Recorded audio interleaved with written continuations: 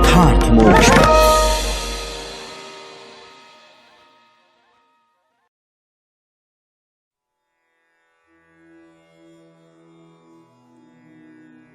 सप्तदशः सर्गः। रावण से तिरस्कृत ब्रह्मर्षि कन्या वेदवती का उसे शाप देकर अग्नि में प्रवेश करना और दूसरे जन्म में सीता के रूप में प्रादुर्भूत होना। अगस्त्य जी कहते हैं, राजन, तत्पश्चात महाबाहु रावण भूतल पर विचरता हुआ हिमालय के वन में आकर वहां सब ओर चक्कर लगाने लगा। वहां उसने एक तपस्विनी कन्या को देखा जो अपने अंगों में काले रंग का मृग चर्म तथा सिर पर जटा धारण किए हुए थी। वो ऋषि प्रोक्त विधि से तपस्या में संलग्न हो देवांगना के समान उद्दीप्त हो रही थी। उत्तम एवं महान व्रत का पालन करने वाली तथा रूप सौंदर्य से सुशोभित उस कन्या को देखकर रावण का चित्त काम जनित मोह के वशीभूत हो गया। उसने अट्टहास करते हुए से पूछा, भद्रे, तुम अपनी इस युवावस्था के विपरीत ये कैसा बर्ताव कर रही हो? तुम्हारे इस दिव्य रूप के लिए ऐसा आचरण कदापि उचित नहीं है। भीरु, तुम्हारे इस रूप की कहीं तुलना नहीं है। ये पुरुषों के हृदय में काम जनित उन्माद पैदा करने वाला है, अतः तुम्हारा तप में संलग्न होना उचित नहीं है। तुम्हारे लिए हमारे हृदय में यही निर्णय प्रकट हुआ है। भद्रे, तुम किसकी पुत्री हो? यह कौन सा व्रत कर रही हो? सुमुखी, तुम्हारा पति कौन है? ए भीरु, जिसके साथ तुम्हारा संबंध है वो मनुष्य इस भूलोक में महान पुण्यात्मा है। मैं जो कुछ पूछता हूं वो सब मुझे बताओ। किस फल के लिए यह परिश्रम किया जा रहा है? रावण के इस प्रकार पूछने पर वो यशस्विनी तपोधना कन्या उसका विधिवत आतिथ्य सत्कार करके बोली, अमित तेजस्वी ब्रह्मर्षि श्रीमान कुशध्वज मेरे पिता थे, जो बृहस्पति के पुत्र थे और बुद्धि में भी उन्हीं के समान माने जाते थे। प्रतिदिन वेदाभ्यास करने वाले उन महात्मा पिता से वांगमयी कन्या के रूप में मेरा प्रादुर्भाव हुआ था। मेरा नाम वेदवती है। जब मैं बड़ी हुई तब देवता, गंधर्व, यक्ष, राक्षस और नाग भी पिताजी के पास जा जाकर उनसे मुझे मांगने लगे। महाबाहु राक्षसेश्वर, पिताजी ने उनके हाथ में मुझे नहीं सौंपा। इसका क्या कारण था मैं बता रही हूं, सुनिए। पिताजी की इच्छा थी कि तीनों लोकों के स्वामी देवेश्वर भगवान विष्णु मेरे दामाद हों। इसीलिए वे दूसरे किसी के हाथ में मुझे नहीं देना चाहते थे। उनके इस अभिप्राय को सुनकर बलाभिमानी दैत्यराज शंभु उन पर कुपित हो उठा और उस पापी ने रात में सोते समय मेरे पिताजी की हत्या कर डाली। इससे मेरी महाभागा माता को बड़ा दुख हुआ और वे पिताजी के शव को हृदय से लगाकर चिता की आग में प्रविष्ट हो गईं। तब से मैंने प्रतिज्ञा कर ली है कि भगवान नारायण के प्रति पिताजी का जो मनोरथ था उसे मैं सफल करूंगी। इसलिए मैं उन्हीं को अपने हृदय मंदिर में धारण करती हूं। यही प्रतिज्ञा करके मैं ये महान तप कर रही हूं। राक्षस राज, आपके प्रश्न के अनुसार ये सब बात मैंने आपको बता दी। नारायण ही मेरे पति हैं। उन पुरुषोत्तम के सिवा दूसरा कोई मेरा पति नहीं हो सकता। उन नारायण देव को प्राप्त करने के लिए ही मैंने इस कठोर व्रत का आश्रय लिया है। राजन, पौलत्स्य नंदन, मैंने आपको पहचान लिया है। आप जाइए। त्रिलोकी में जो कोई भी वस्तु विद्यमान है वो सब मैं तपस्या द्वारा जानती हूं। ये सुनकर रावण काम बाण से पीड़ित हो विमान से उतर गया और उस उत्तम एवं महान व्रत का पालन करने वाली कन्या से फिर बोला, सुश्रोणी, तुम गर्वीली जान पड़ती हो, तभी तो तुम्हारी बुद्धि ऐसी हो गई है। मृग शावक लोचने, इस तरह पुण्य का संग्रह बूढ़ी स्त्रियों को ही शोभा देता है, तुम जैसी युवती को नहीं। तुम तो सर्वगुण संपन्न एवं त्रिलोकी की अद्वितीय सुंदरी हो। तुम्हें ऐसी बात नहीं करनी चाहिए। भीरु, तुम्हारी जवानी बीती जा रही है। भद्रे, मैं लंका का राजा हूं। मेरा नाम दशग्रीव है। तुम मेरी भार्या हो जाओ और सुखपूर्वक उत्तम भोग भोगो। पहले ये तो बताओ, तुम जिसे विष्णु कहती हो वो है कौन?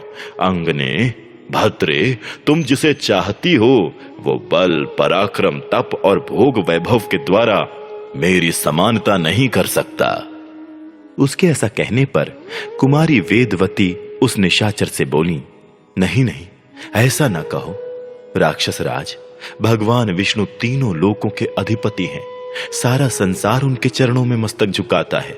तुम्हारे सिवा दूसरा कौन पुरुष है जो बुद्धिमान होकर भी उनकी अवहेलना करेगा? वेदवती के ऐसा कहने पर उस राक्षस ने अपने हाथ से उस कन्या के केश पकड़ लिए। इससे वेदवती को बड़ा क्रोध हुआ। उसने अपने हाथ से उन केशों को काट दिया। उसके हाथ ने तलवार बनकर तत्काल उसके केशों को मस्तक से अलग कर दिया। वेदवती रोष से प्रज्वलित से हो उठी।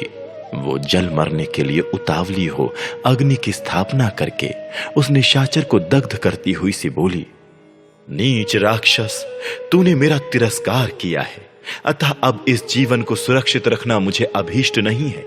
इसलिए तेरे देखते देखते मैं अग्नि में प्रवेश कर जाऊंगी। तुझ पापात्मा ने इस वन में मेरा अपमान किया है, इसलिए मैं तेरे वध के लिए फिर उत्पन्न होऊंगी। स्त्री अपनी शारीरिक शक्ति से किसी पापाचारी पुरुष का वध नहीं कर सकती। यदि मैं तुझे शाप दूं तो मेरी तपस्या क्षीण हो जाएगी। यदि मैंने कुछ भी सत्कर्म, दान और होम किए हों तो अगले जन्म में मैं सती साध्वी अयोनिजा कन्या के रूप में प्रकट होऊं तथा किसी धर्मात्मा पिता की पुत्री बनूं। ऐसा कहकर वो प्रज्वलित अग्नि में समा गई। उस समय उसके चारों ओर आकाश से दिव्य पुष्पों की वर्षा होने लगी। तदनंतर दूसरे जन्म में वो कन्या पुनः एक कमल से प्रकट हुई। उस समय उसकी कांति कमल के समान ही सुंदर थी। उस राक्षस ने पहले की ही भांति फिर वहां से भी उस कन्या को प्राप्त कर लिया। कमल के भीतरी भाग के समान सुंदर कांति वाली उस कन्या को लेकर रावण अपने घर गया। वहां उसने मंत्री को वो कन्या दिखाई। मंत्री बालक बालिकाओं के लक्षणों को जानने वाला था। उसने उसे अच्छी तरह देखकर रावण से कहा, राजन, ये सुंदरी कन्या यदि घर में रही तो आपके वध का ही कारण होगी, ऐसा लक्षण देखा जाता है। श्री राम ये सुनकर रावण ने उसे समुद्र में फेंक दिया। तत्पश्चात वो भूमि को प्राप्त होकर राजा जनक के यज्ञ मंडप के मध्यवर्ती भूभाग में जा पहुंची। वहां राजा के हल के मुख भाग से उस भूभाग के जोते जाने पर वो सती साध्वी कन्या फिर प्रकट हो गई। प्रभु, वही ये वेदवती महाराज जनक की पुत्री के रूप में प्रादुर्भूत हो आपकी पत्नी हुई है। महाबाहु, आप ही सनातन विष्णु हैं। उस वेदवती ने पहले ही अपने रोष जनित शाप के द्वारा आपके उस पर्वताकार शत्रु को मार डाला था, जिसे अब आपने आक्रमण करके मौत के घाट उतारा है। प्रभु, आपका पराक्रम अलौकिक है।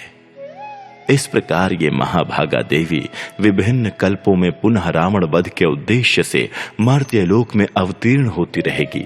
यज्ञ वेदी पर अग्नि शिखा के समान हल से जोते गए क्षेत्र में इसका आविर्भाव हुआ है।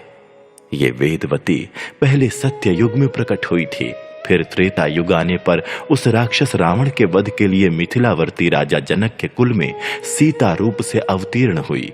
सीता से उत्पन्न होने के कारण मनुष्य इस देवी को सीता कहते हैं। इस प्रकार श्री वाल्मीकि निर्मित आर्ष रामायण आदि काव्य के उत्तर कांड में 17वां सर्ग पूरा हुआ। 18वां सर्ग है रावण द्वारा मरुत की पराजय तथा इंद्र आदि देवताओं का मयूर आदि पक्षियों को वरदान देना।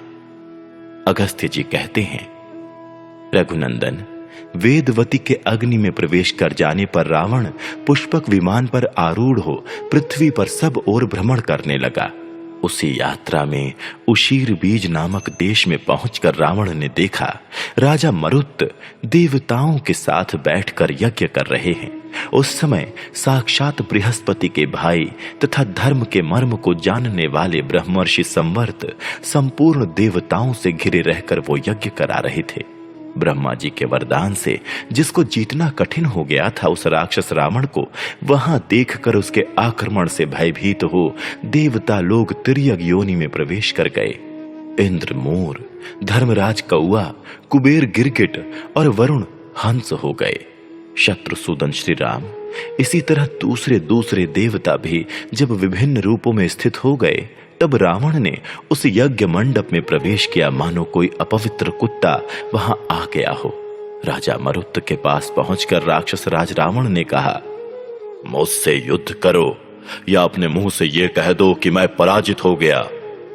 तब राजा मरुत ने पूछा, आप कौन हैं? उनका प्रश्न सुनकर रावण हंस पड़ा और बोला, भूपाल, मैं कुबेर का छोटा भाई रावण हूं। फिर भी तुम मुझे नहीं जानते और मुझे देखकर भी तुम्हारे मन में न तो कौतूहल हुआ न भय ही। इस समय तुम्हारे ऊपर बहुत प्रसन्न हूं। तीनों लोकों में तुम्हारे सिवा दूसरा कौन ऐसा राजा होगा जो मेरे बल को न जानता हो? मैं वो रावण हूं जिसने अपने भाई कुबेर को जीतकर ये विमान छीन लिया है।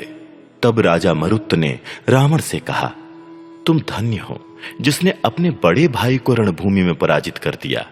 तुम्हारे जैसा स्पृहणीय पुरुष तीनों लोकों में दूसरा कोई नहीं है। तुमने पूर्व काल में किस शुद्ध धर्म का आचरण करके वर प्राप्त किया है? तुम स्वयं जो कुछ कह रहे हो, ऐसी बात मैंने पहले कभी नहीं सुनी है। दुर्बुद्धे, इस समय खड़े तो रहो, मेरे हाथ से जीवित बचकर नहीं जा सकोगे। आज अपने पहने बाणों से मारकर तुम्हें यमलोक पहुंचाए देता हूं। तदनंतर राजा मरुत धनुष बाण लेकर बड़े रोष के साथ युद्ध के लिए निकले, परंतु महर्षि संवर्त ने उनका रास्ता रोक लिया। उन महर्षि ने महाराज मरुत से स्नेहपूर्वक कहा, राजन, यदि मेरी बात सुनना और उस पर ध्यान देना उचित समझो तो सुनो। तुम्हारे लिए युद्ध करना उचित नहीं है। ये माहेश्वर यज्ञ आरंभ किया गया है। यदि पूरा ना हुआ तो तुम्हारे समस्त कुल को दग्ध कर डालेगा।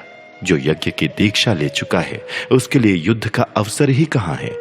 यज्ञ दीक्षित पुरुष में क्रोध के लिए स्थान ही कहां है? युद्ध में किसकी विजय होगी, इस प्रश्न को लेकर सदा संशय बना रहता है। उधर वो राक्षस अत्यंत दुर्जय है।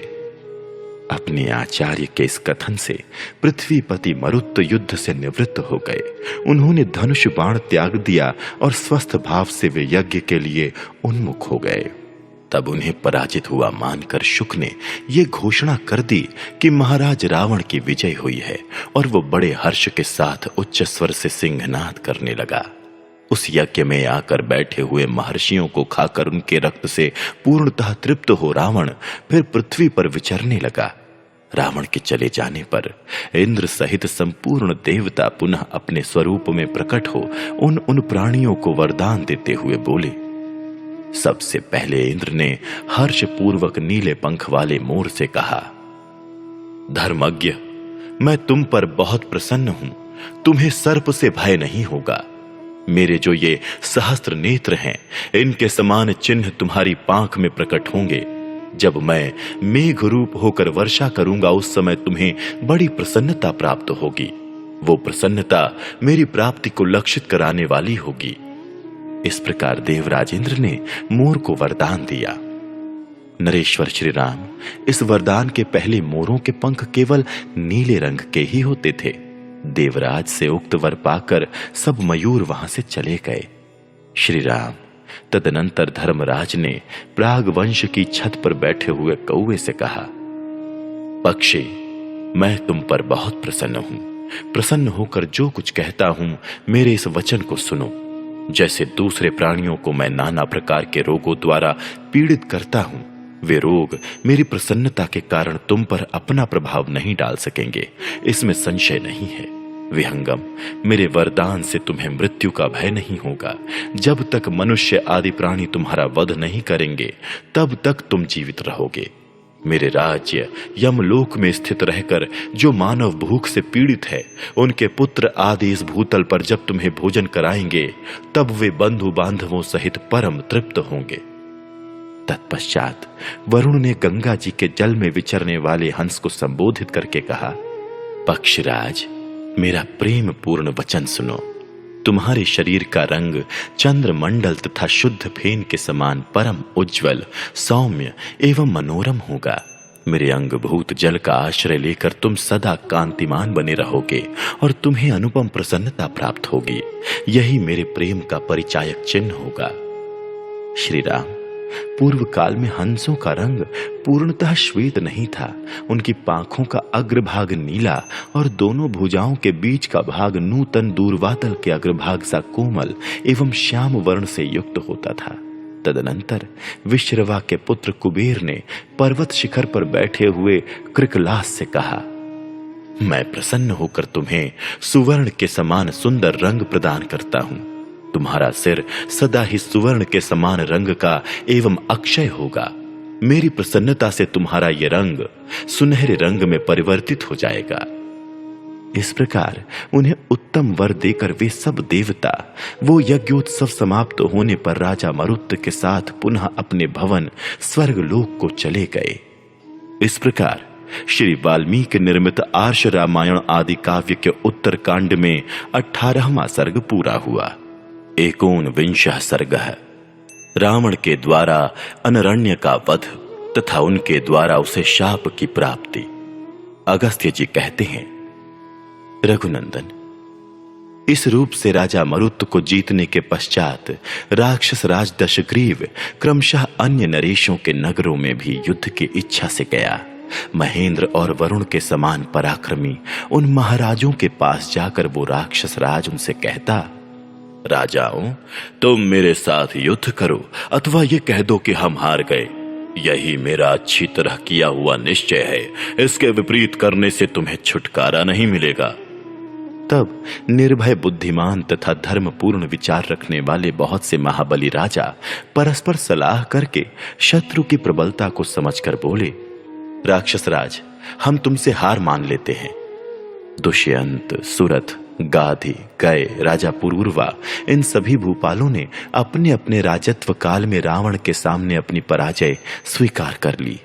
इसके बाद राक्षसों का राजा रावण इंद्र द्वारा सुरक्षित अमरावती की भांति महाराज अनरण्य द्वारा पालित अयोध्यापुरी में आया। वहां पुरंदर के समान पराक्रमी पुरुष सिंह राजा अनरण्य से मिलकर बोला, राजन, तुम मुझसे युद्ध करने का वचन दो अथवा कह दो कि मैं हार गया। यही मेरा आदेश है। उस पापात्मा की वो बात सुनकर अयोध्या नरेश अनरण्य को बड़ा क्रोध हुआ और वे उस राक्षस राज से बोले, निशाचर पते, मैं तुम्हें द्वंद्व युद्ध का अवसर देता हूं। ठहरो, शीघ्र युद्ध के लिए तैयार हो जाओ। मैं भी तैयार हो रहा हूं। राजा ने रावण की दिग्विजय की बात पहले से ही सुन रखी थी, इसलिए उन्होंने बहुत बड़ी सेना इकट्ठी कर ली थी। नरेश की वो सारी सेना उस समय राक्षस के वध के लिए उत्साहित हो नगर से बाहर निकली। नरश्रेष्ठ श्री राम 10,000 हाथी सवार, 1,00,000 घुड़सवार, कई हजार रथी और पैदल सैनिक पृथ्वी को आच्छादित करके युद्ध के लिए आगे बढ़े। रथों और पैदलों सहित सारी सेना रण क्षेत्र में जा पहुंची। युद्ध विशारद वीर, फिर तो राजा अनरण्य और निशाचर रावण में बहुत अद्भुत संग्राम हो गया। उस समय राजा की सारी सेना रावण की सेना के साथ टक्कर लेकर उसी तरह नष्ट होने लगी जैसे अग्नि में दी हुई आहुति पूर्णतः भस्म हो जाती है। उस सेना ने बहुत देर तक युद्ध किया, बड़ा पराक्रम दिखाया, परंतु तेजस्वी रावण का सामना करके वो बहुत थोड़ी संख्या में शेष रह गई और अंततो गत्वा जैसे पतंगे आग में जलकर भस्म हो जाते हैं, उसी प्रकार काल के गाल में चली गई। राजा ने देखा मेरी विशाल सेना उसी प्रकार नष्ट होती चली जा रही है जैसे जल से भरी हुई सैकड़ों नदियां महासागर के पास पहुंचकर उसी में विलीन हो जाती हैं। तब महाराज अनरण्य क्रोध से मूर्छित हो अपने इंद्रधनुष के समान महान शरासन को टंकारते हुए रावण का सामना करने के लिए आए। फिर तो जैसे सिंह को देखकर मृग भाग जाते हैं, उसी प्रकार मारीच, शुक, सारण तथा प्रहस्त ये चारों राक्षस मंत्री राजा अनरण्य से परास्त होकर भाग खड़े हुए।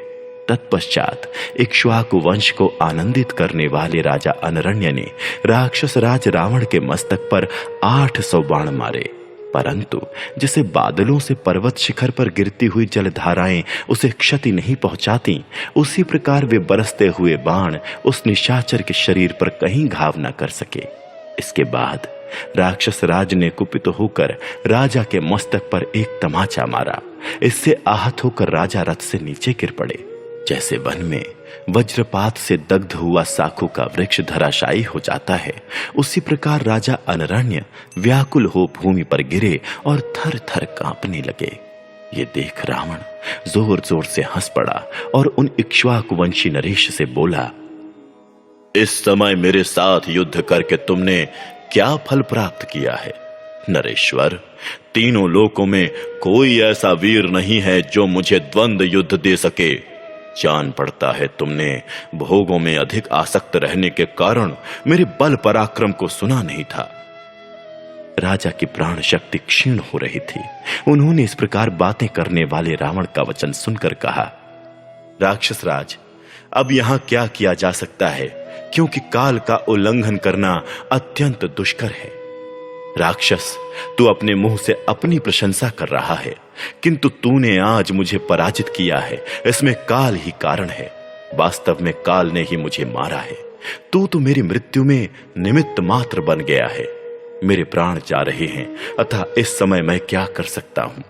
निशाचर, मुझे संतोष है कि मैंने युद्ध से मुंह नहीं मोड़ा। युद्ध करता हुआ ही मैं तेरे हाथ से मारा गया हूं। परंतु राक्षस, तूने अपने व्यंग्यपूर्ण वचन से इक्ष्वाकु कुल का अपमान किया है, इसलिए मैं तुझे शाप दूंगा, तेरे लिए अमंगलजनक बात कहूंगा। यदि मैंने दान, पुण्य, होम और तप किए हों, यदि मेरे द्वारा धर्म के अनुसार प्रजाजनों का ठीक ठीक पालन हुआ हो, तो मेरी बात सत्य होकर रहे। महात्मा इक्ष्वाकु वंशी नरेशों के इस वंश में ही दशरथ नंदन श्री राम प्रकट होंगे, जो तेरे प्राणों का अपहरण करेंगे। राजा के इस प्रकार शाप देते ही मेघ के समान गंभीर स्वर में देवताओं के दुंदुभी बज उठी और आकाश से फूलों की वर्षा होने लगी। राजाधिराज श्री राम तदनंतर राजा अनरण्य स्वर्ग लोक को सिधारे। उनके स्वर्गगामी हो जाने पर राक्षस रावण वहां से अन्यत्र चला गया। इस प्रकार श्री वाल्मीकि निर्मित आर्ष रामायण आदि काव्य के उत्तर कांड में 19वां सर्ग पूरा हुआ।